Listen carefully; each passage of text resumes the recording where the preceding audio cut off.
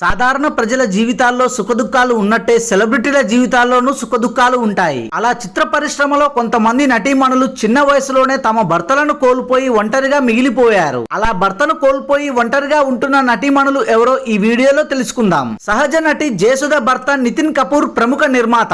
1985లో నితిన్ కపూర్ ను జయసుధ వివాహం చేసుకుంది. ఇక నితిన్ కపూర్ ఆత్మహత్యతో జయసుధ జీవితంలో విషాదం నిండుకుంది. సీనియర్ నటి కవిత భర్త దశరథ రాజు కరోనాతో కన్నుమూశారు. అయితే అదే ఏడాది కవిత కుమారుడు కూడా కరోనాతో మరణించాడు. దాంతో కవిత జీవితంలో పెను విషాదం నిండుకుంది. సీనియర్ హీరోయిన్ రేఖ వ్యాపారవేత్త ముఖేష్ అగర్వాల్ ను వివాహం చేసుకుంది. వీరిద్దరూ కలిసి హనీమూన్ కు వెళ్లిన సమయంలో ముఖేష్ కు అప్పటికే వివాహం జరిగి పిల్లలు ఉన్న సంగతి రేఖకు తెలిసింది. ఆ తర్వాత ఇద్దరు విడిపోయారు. ఇక భార్యతో గొడవలు, వ్యాపారంలో నష్టాలతో ముఖేష్ అగర్వాల్ ఆత్మహత్య చేసుకున్నారు. నటి సురేఖ వాణి భర్త సురేష్ తేజ చిన్న వయసులోనే అనారోగ్యంతో మృతి చెందాడు.